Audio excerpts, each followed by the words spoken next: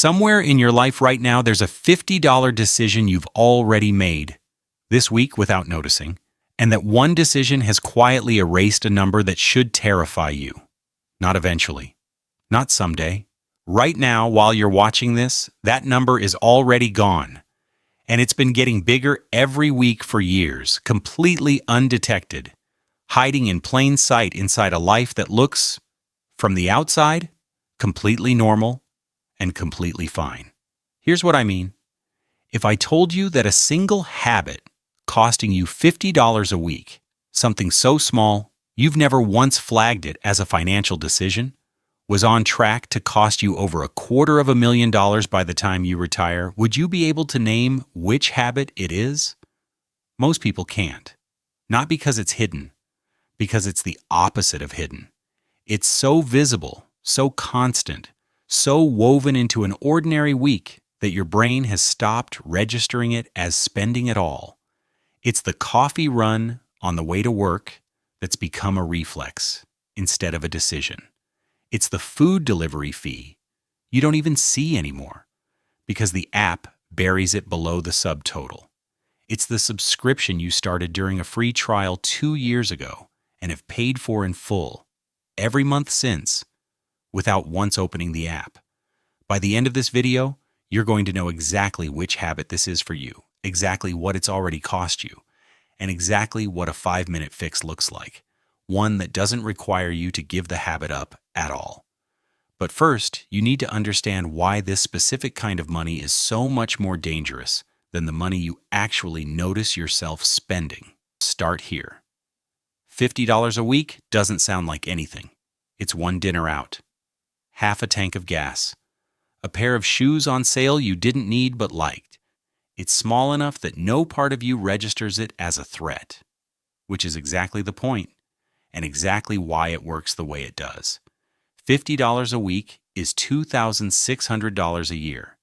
If you'd redirected that $2,600 a year into a basic index fund instead of letting it disappear, starting just 10 years ago, at a 9% average return, you would have roughly $41,000 sitting in an account right now. An account that, for most people reading this, currently has nothing in it. Not because you're bad with money, because the habit never once felt like a financial decision. It felt like a Tuesday. Now here's where it gets worse. Because the $50 was never actually the problem. The problem is, what the $50 quietly trains your brain to believe is normal, every week, for years, without your permission. Every time you spend that $50 without a second thought, you're not just spending $50. You're reinforcing a baseline, an unconscious, unspoken agreement with yourself about what counts as a reasonable, forgettable amount of money to let slip through your hands without scrutiny. And baselines do not stay put. They creep silently, the way a thermostat drifts a degree at a time until the room is a different temperature than the one you set. The $50 becomes $60, becomes $75. Not because your life got more expensive, but because the version of you who let $50 disappear without noticing has already proven something to yourself, that this is the category of money that doesn't require attention. You built the habit before you ever built the awareness, and habits, once built, run on autopilot whether you're watching or not. That's the entire definition of a habit, and it's exactly why this one has been running unsupervised for years. It rarely shows up as one habit either. That's part of why it's so hard to catch. It's the coffee that became a lunch order with a delivery fee on top. Each addition so small it never triggered a reevaluation of the whole. It's the streaming service you added during a slow month, still charging you 2 years after the show you signed up for ended. It's the quick stop at the store that's never actually quick and never actually just one thing. None of these on their own would ever make it onto a list of financial mistakes. Stacked together, silently, over years, they are the financial mistake. The only one large enough to actually change the shape of your retirement, and the only one nobody ever thinks to blame, because there's no single villain. just a dozen small, forgettable yeses. This is how someone earning $70,000 a year and someone earning $130,000 a year can end up with the exact same number in savings. Sometimes the exact same amount of debt. Income was never the deciding variable here. The baseline was, picture two people, same age, same graduating class, 10 years into their careers. One earns $68,000. The other earns $124,000, almost double. On paper, the second person should be miles ahead. More room to save, more cushion, more margin for error. But the second person's $50 a week habit quietly became a $90 a week habit somewhere around year 6, right when the promotion started landing, because the raises kept arriving faster than the awareness did. The first person's habit stayed almost exactly where it started, not out of superior discipline, but because nothing ever came along to inflate the baseline in the first place. 10 years later, the person earning almost double has less in savings than the person earning nearly half as much. Neither of them could tell you the moment it happened. There wasn't one. It was thousands of forgettable Tuesdays compounding in two completely different directions until the gap became too large to explain away as bad luck. And if nothing ever interrupts it, that baseline doesn't just cost you $41,000 over a decade. It costs you the decade after that too, and the one after that, compounding the entire time. Because the money that should have been earning a return for 20 or 30 straight years instead spent those decades not existing at all. Every year you don't catch it is a year you can never get back, because the version of that money that would have compounded for 30 years is fundamentally different from the version that only gets to compound for 20. The gap between those two isn't linear either. It isn't twice as much money for twice the time. Compounding is exponential, which means the 10 years you lose right now in your 30s are worth dramatically more than the 10 years you'd lose later. In your 50s, even though the number of years is identical, time is the one ingredient in this equation you cannot buy back at any price. It's also the one ingredient actively running out, silently, every week you leave this unexamined. So project this forward to the point where it should genuinely frighten you. This is not a hypothetical. It's simple arithmetic running quietly in the background of your life whether you look at it or not. If that same $50 a week pattern continues for 30 years instead of 10, and for most people it does because nobody ever sits them down and shows them this number before it's too late to matter, you are looking at somewhere north of $250,000 in retirement money that simply never accumulates. Not because you couldn't have afforded to save it. You were already spending it. The money existed the entire time. It just existed pointed in the wrong direction for 3 decades, funding something you won't be able to name a single specific instance of 18 months from now. Sit with that specific detail for a second, because it's the part that should actually keep you up tonight. This isn't one big regret you'll remember clearly. A car you shouldn't have bought, a vacation you couldn't afford. This is thousands of invisible small ones, stacked on top of each other for 30 years, none of which felt like anything in the moment they happened. You will retire, if you retire at all on your own terms, and not because you ran out of other options, tens of thousands, more likely hundreds of thousands, of dollars poorer than you needed to be. And when you try to explain to yourself where it went, you won't be able to. There's no single moment of failure to point to, just a habit that ran, quietly, for 3 decades, one Tuesday at a time, while you were busy living a completely reasonable life. Think about what that actually looks like at 63, because it's worth picturing clearly instead of leaving it abstract. You've had a full career, maybe a good one. You've gotten raises, changed jobs, maybe bought a house. You sit down finally to do the math you've been putting off for years, and the number that comes back is short. Not catastrophically, not enough to make headlines, just short in the specific quiet way that means you'll need to keep working 2, 3, 5 years longer than you planned, or accept a retirement noticeably smaller than the one you pictured for decades. You will not be able to point to a single decision responsible for that gap. You will not remember the specific Tuesday, 11 years ago, when the coffee run became a habit instead of a treat. You will just have the shortfall, sitting there, with no villain to blame for it except a version of yourself so ordinary and so reasonable that you'll almost be offended at how little drama was involved in losing that much money.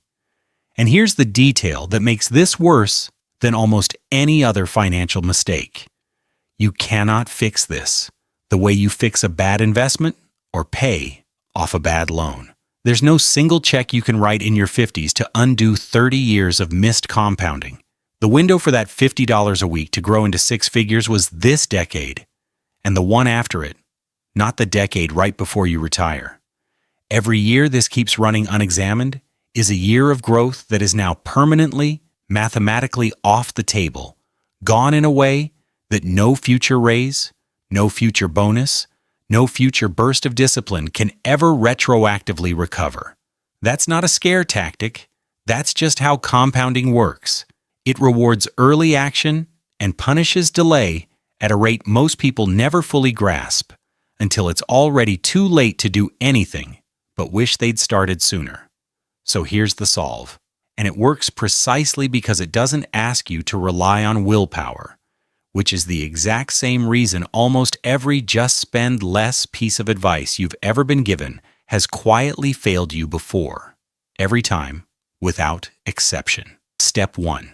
Find the habit, honestly, in the next 60 seconds, not tomorrow. Open your banking app right now and look at the last 30 days. You are not looking for one big charge. You are looking for the small, recurring, forgettable ones. The ones that show up so often they've stopped registering as line items and started reading as background noise. Most people find it within the first 10 transactions. You already have a candidate in mind. That feeling of slight discomfort when a specific charge catches your eye? That's not a coincidence. That's the habit announcing itself. Don't scroll past it and tell yourself you'll deal with it later. Later is exactly how this habit has survived undetected. For however many years, it's already been running. The discomfort you feel right now in this exact moment is the only leverage you have. It fades within the hour, and the habit goes right back to being invisible the second you close the app without acting on what you just noticed. Step 2. Don't eliminate it. This is the part almost everyone gets wrong. And it's exactly why almost everyone who tries to fix this fails within 3 weeks. Elimination requires willpower every day for the rest of your life, and willpower loses eventually. It always does, for everyone, no exceptions, which is why nearly every New Year's resolution built on willpower alone is dead by February. You are not a uniquely undisciplined person if you've tried this before and failed. You are using a strategy that fails almost everyone who tries it, regardless of how much they wanted it to work. Step 3. Automate the redirect instead. The moment you'd normally spend that money, move an equivalent amount, even half of it, even $25, into a separate savings or brokerage account automatically on a fixed schedule. So the decision only ever has to be made once instead of every week for the rest of your working life. Set it up today, right after this video, while the discomfort from step 1 is still fresh enough to motivate you to actually open the app instead of closing this tab and meaning to later. You are not fighting the habit, you are rerouting it, so the exact same behavioral groove that used to quietly drain money now builds it instead, without requiring one new ounce of discipline you don't already have. Now, the objection you're probably already forming.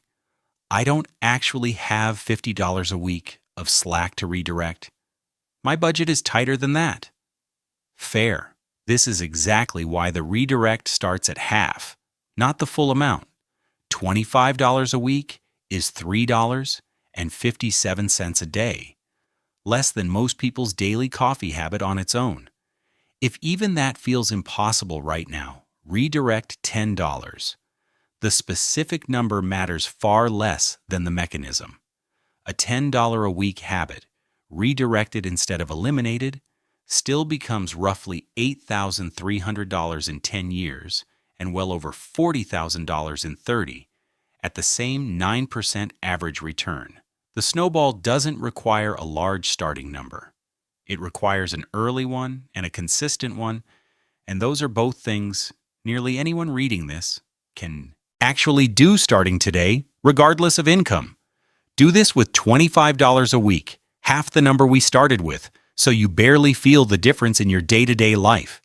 Redirect it into an index fund starting today, this week, not next month. In 10 years, at a 9% average return, that's over $20,000 that didn't exist before. Built from a habit so small and so automatic, you'll forget you're even doing it within a month of setting it up. In 30 years, it's well past six figures, quietly, without a single dramatic decision along the way. The snowball in your life was always going to happen one way or another. The only question that was ever actually open was which direction it was rolling. And for most of the last however many years, it's been rolling the wrong way, without your permission.